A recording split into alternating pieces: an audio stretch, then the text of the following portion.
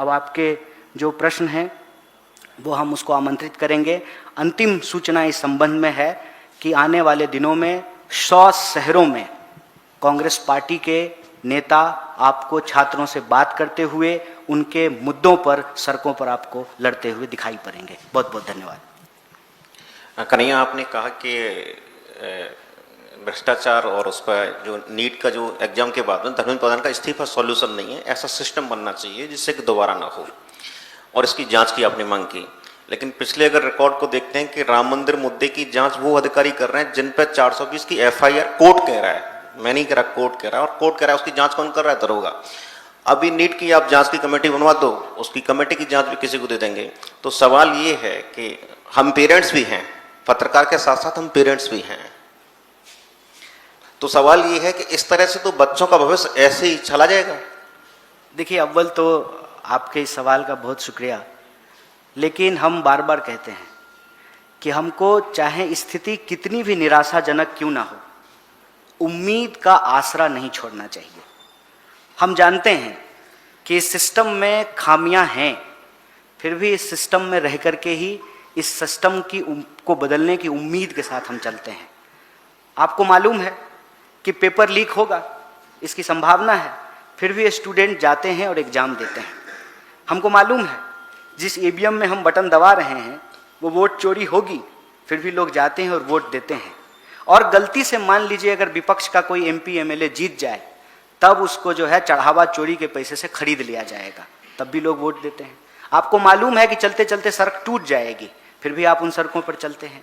आपको मालूम है कि कोई ऐसा दफ्तर नहीं है, थाने से लेकर के मंत्रालय तक बिना घूस दिए आपका काम नहीं होगा, फिर भी जब कोई अपराध आपके साथ होता है तो आप थाना इस उम्मीद में जाते हैं कि न्याय मिलेगी। व्यवस्था की तमाम कमियों के बावजूद इसी व्यवस्था में रहते हुए हमको इस व्यवस्था को बदलने की कोशिश करते रहना है, और चीज़ें बदलती हैं, ऐसा नहीं है कि चीज़ें नहीं बदलती हैं। इसीलिए इस छात्रों की गूंज कैंपेन को हम लोग इस देश में शिक्षा क्रांति के आगाज के रूप में देख रहे हैं। यह जो बदहाल व्यवस्था है, इस बदहाली से बाहर निकलने का रास्ता ढूंढ रहे हैं, और हमको रास्ता मिलता है। जब आप जनता के बीच जाते हैं तब आपको रास्ता मिलता है।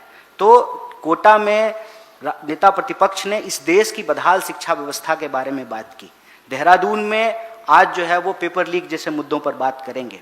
हम उन तमाम चीज़ों को जब एक साथ लाते हैं तो छात्रों के गूंज कैंपेन के तहत हम इस निष्कर्ष पे पहुंचते हैं कि 3 मांग को एक साथ उठाना आज की तारीख में जरूरी है। पहला, इसी सरकार से ये जानते हुए कि प्रधानमंत्री के इशारे के बिना प्रधान की ऐसी हिम्मत नहीं हो सकती है, फिर भी हम प्रधानमंत्री से ही उस लीग प्रधान के इस्तीफे की मांग कर रहे हैं। हम जानते हैं कि NTA इसी सरकार ने बनाया है, इसीलिए वो NTA को भंग नहीं करेगी, फिर भी हम एक वायबल ट्रांसपेरेंट एजुकेशन सिस्टम बनाने के लिए एक ट्रांसपेरेंट एग्जामिनेशन सिस्टम का मांग कर रहे हैं। और तीसरा, इस देश के लाखों करोड़ों विद्यार्थी आज बेरोजगारी से परेशान हैं। आत्महत्या एक बड़ा सवाल है, हर दिन 25 स्कूल बंद हो रहे हैं। तो हम चाहते हैं कि एक एग्जामिनेशन कैलेंडर हो, एक जॉब वैकेंसी का कैलेंडर हो, तभी जा करके हम कोई अकाउंटेबिलिटी तय कर पाएंगे। आपकी निराशा जहां से पैदा हो रही है उसका मूल कारण यह है कि आज इस सरकार में कोई भी अकाउंटेबल नहीं है। आप देखिए, पेट्रोल में एथेनॉल का मामला है और सड़क परिवहन मंत्री बयान दे रहे हैं और पेट्रोलियम मंत्रालय की तरफ से कोई बयान नहीं आता है। विदेश का कोई मामला होता है तो गृह मंत्री बोलते हैं, गृह मंत्री से संबंधित कोई मामला होगा तो रेल मंत्री बोलेगा, रेल मंत्री से संबंधित कोई मामला होगा तो वित्त मंत्री बोलेंगे। ये एक अजीबोगरीब स्थिति है, और ये अजीबोगरीब स्थिति इसलिए बन गई है कि लंबा लंबा जो छोड़ने वाले, जुमना फेंकने वाले लोग थे, उनकी बातों पे भरोसा करके इस देश के लोगों ने उनको चुना, और जब वो एक बार सत्ता में आ गए लोगों की भावना से खेल करके, तो आज उस चुनने के सिस्टम को ही समाप्त कर रहे हैं। कोई ऐसी लोकतांत्रिक संस्था नहीं है जिसका दुरुपयोग नहीं हो रहा है। ED, CD, CBI, election commission, ऐसी परिस्थिति में जनता को नाउम्मीद होने की जरूरत नहीं है। हम लाखों विद्यार्थियों के बीच जब जा रहे हैं तो हमको समझ में आता है कि ये देश के भविष्य हैं और ये अपना बेहतर भविष्य तलाश रहे हैं, और यह बेहतर भविष्य ये है कि हम एक अकाउंटेबल गवर्नमेंट बनाएं, क्योंकि अकाउंटेबल गवर्नमेंट से ही, सरकार बदलने से ही सिस्टम बदलने की शुरुआत होती है। इसीलिए एक छोटा छोटा कदम बढ़ा करके हम मंजिल तक बढ़ेंगे। हम आपके माध्यम से देश को यही अपील करते हैं कि आपको नाउम्मीद होने की जरूरत नहीं है। छात्रों की ये गूंज हुंकार बनेगी और इस देश की शिक्षा व्यवस्था बदलेगी। कन्हैया जी, आपने इस सिस्टम की बात किया। अब एक नोटिफिकेशन आया है, गुजरात पुलिस का ये कहना है कि एंटी रेडिकलाइजेशन एसओपी जो है वो एक्सट्रीमिज्म को रोकने के लिए और अर्ली इंटरवेंशन और काउंसलिंग पर फोकस करने के लिए गुजरात पुलिस लेके आ रही है। लेकिन क्या आपको लगता है कि इस चीज से रिलीजियस प्रोफाइलिंग बढ़ेगा और गुजरात में शुरू हुआ है, आने वाले वक्त में दूसरे राज्यों में भी ऐसा कुछ हो सकता है? स्पेलिंग सब ठीक है ना, देख लीजिए नोटिफिकेशन का। क्योंकि इतने समझदार मंत्री हैं, इतने समझदार पदाधिकारी हैं कि इनके बस का शुद्ध एक एप्लीकेशन भी, एक नोटिफिकेशन भी ये नहीं निकाल सकते हैं। अव्वल तो ये देख लीजिए कि ये स्पेलिंग सब ठीक है कि नहीं है। मूर्खों के हाथ में जब सत्ता होती है तो देश को बहुत सारी समस्या से गुजरना पड़ता है। और सीधी सी बात यह है कि यह अराजकता हम इस देश में इसलिए देख रहे हैं क्योंकि सरकार ही अराजक है।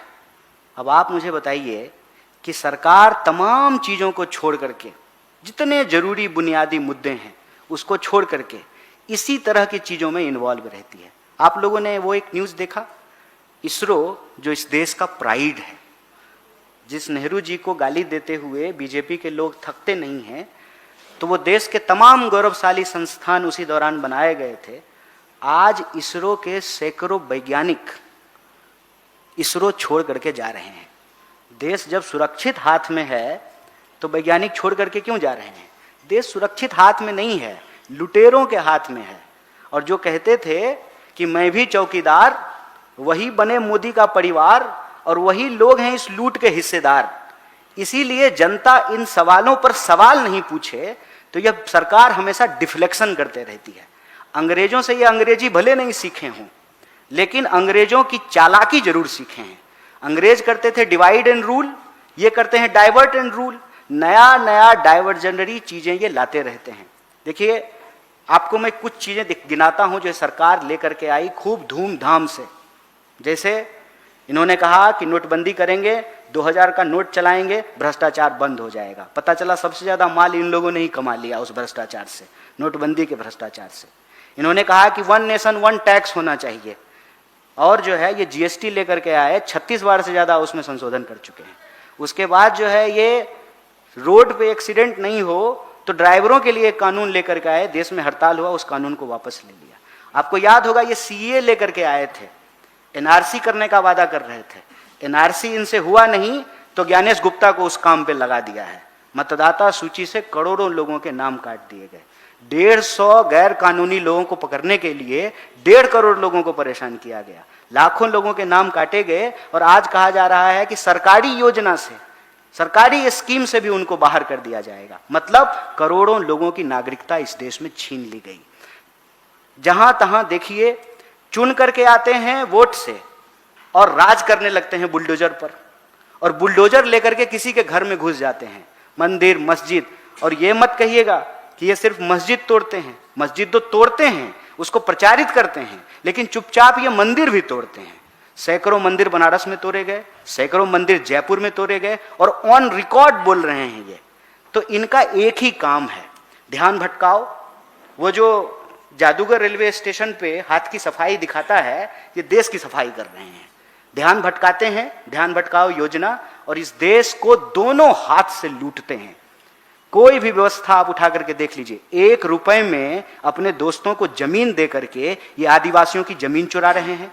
करोड़ों मतदाताओं का फर्जी तरीके से नाम काट करके ये वोट चोरी कर रहे हैं। पेट्रोल में एथेनॉल मिला करके ये पेट्रोल चोरी कर रहे हैं। पोर्ट, एयरपोर्ट, तमाम जो पब्लिक सेक्टर हैं, देश की संपत्ति इन्होंने दोस्त की संपत्ति घोषित कर दी है। और ये जो पूरा मॉडल है, प्राइवेटाइजेशन और प्रॉफिट, सोशलाइजेशन ऑफ लॉस है। जनता इस पे लामबंद नहीं हो जाए, गोलबंद नहीं हो जाए, इसीलिए ये सेंटिमेंटल इश्यूज लाते रहते हैं। रिलीजन का इस्तेमाल इन्होंने सिर्फ और सिर्फ सत्ता पाने के लिए किया है। धर्म से इनका कोई लेना देना नहीं है। धार्मिक प्रतीकों का इस्तेमाल, धार्मिक ध्रुवीकरण का इस्तेमाल, धार्मिक भावनाओं का इस्तेमाल ये सत्ता पाने के लिए करते हैं। धर्म से इनका कोई मतलब नहीं है, इनका एक ही धंधा है, चंदा लेना और इस देश की संपत्ति को अपने दोस्त को धंधा के रूप में हैंडओवर करना। इसीलिए सरकारी नोटिस है, आज ये आया है, कल कोई और आ जाएगा। हम तो देश से यही अपील करेंगे कि ये आपको कोई भी सब्जवाग दिखाते रहें, हकीकत यही है कि ये आपके जेब पे डाका डाल रहे हैं, आपका पेट्रोल चुरा रहे हैं, आपका दान का पैसा चुरा रहे हैं, आपकी सड़कें, आपकी जमीन, आपका वोट चुरा रहे हैं, आपके बच्चों का भविष्य चुरा रहे हैं ये पेपर लीक करके। हमको अपने मुद्दे पर टिके रहना है, बीजेपी के इस हेडलाइन मैनेजमेंट का हिस्सा नहीं होना है। थैंक यू कन्हैया, उदय। आप लोग लगातार छात्रों के, युवाओं के मुद्दे उठा रहे हैं। बीते दिनों हमने देखा कि देश में 1 दर्जन से ज्यादा बच्चों ने पेपर लीक की समस्या से परेशान होकर अपनी जान भी ले ली। बहुत दुखद मामला रहा। 21 लोगों ने। और जगह जगह कांग्रेस पार्टी के नेताओं ने भी उनके परिवारों से मुलाकात की, उनको अपनी सद्भावना प्रकट की। तो इसको लेकर भी आप लोगों की कोई पर्टिकुलर मांग है? छात्रों की गूंज कैंपेन में इसको लेकर के भी कोई एजेंडा है आगे, जिन्होंने अपने बच्चे गंवाए हैं? देखिए, ये बड़ा भावनात्मक विषय है और बहुत ही संवेदनशील मामला है। हम उन पीड़ित परिवारों के साथ हैं, क्योंकि उस परिवार का कोई दोष नहीं है, उस बच्चे का कोई दोष नहीं है। यह गलती सिस्टम में बैठे हुए बेईमानों की है, नकारों की है। वो हत्यारे हैं सिस्टम में जो बैठे हुए हैं। तो इसका हम उस तरीके से राजनीतिकरण नहीं करना चाहते हैं। हो सकता है कि किसी बीजेपी समर्थक के बच्चे ने भी ये एक्सट्रीम स्टेप उठाया हो। ये समाज के तौर पे हम सब के लिए गंभीर चिंता का विषय है। 1 घंटे में जिस देश में 2 नौजवान आत्महत्या कर ले रहे हों, जिस देश में 25 स्कूल रोज बंद हो जाते हों, वो दिखाता है कि हम किस तरीका का देश बना रहे हैं। अशिक्षित भारत से विकसित भारत तो नहीं बनेगा। और ऐसे लोग जो खुद नहीं पढ़े हैं वो दूसरे को पढ़ने नहीं देंगे, तो इससे हम विश्वगुरु भी नहीं बन पाएंगे। तो इस विषय को हम लोग गंभीरता से और संवेदनशीलता से लेते हैं। जो सजेशंस अभिभावक के आएंगे कि विद्यार्थियों को किस तरीके से मनोवैज्ञानिक सपोर्ट किया जाए, एजुकेशन सिस्टम में, स्कूल कॉलेज के अंदर उनके मनोवैज्ञानिक दबाव को कम करने के लिए कोई व्यवस्था हो, इन सारे विकल्पों पर, इन सारे सुझावों पर बात कर रहे हैं। लेकिन जब तक हमारे पास कोई कॉन्क्रीट पॉलिसी नहीं होगी, हम उनको श्रद्धांजलि दे सकते हैं, उस परिवार के साथ खड़े हो सकते हैं। परिवार अगर आर्थिक रूप से जूझ रहा है तो उनको अपने स्तर पर आर्थिक मदद देने की कोशिश करते हैं। आपने देखा होगा कि नीट के बाद जिन बच्चों ने ये दुखद कदम उठाया है, उससे नेता प्रतिपक्ष फ़ोन के माध्यम से बात किए, उनसे मिले। हम लोग जो है उनको जो आर्थिक सहायता पहुंचा सकते थे वो पहुंचाए। लेकिन इसको हम लोग मांग के तौर पे नहीं रख रहे हैं। इसको हम मांग के तौर पे रखेंगे कि आत्महत्या बंद होनी चाहिए, तो आत्महत्या रीजन नहीं है, आत्महत्या रिजल्ट है। रीजन जो है, उस रीजन को दूर करने की हम लोग कोशिश कर रहे हैं। और रीजन ये है कि इस देश का एग्जामिनेशन सिस्टम आज की तारीख में सिलेक्शन के लिए नहीं, रिजेक्शन के लिए उसको बनाया जा रहा है। अब मैं एक उदाहरण आपको इस संबंध में देता हूं कि हम इस कमरे में एक नियम बना दें कि वही लोग भीतर आएंगे जो पीला शर्ट पहने हुए हैं।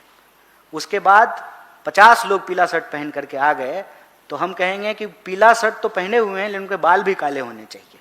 आप देखेंगे इस देश के एग्जामिनेशन सिस्टम में इसी तरह का अजीबोगरीब प्रश्न और नियम लाए जाते हैं।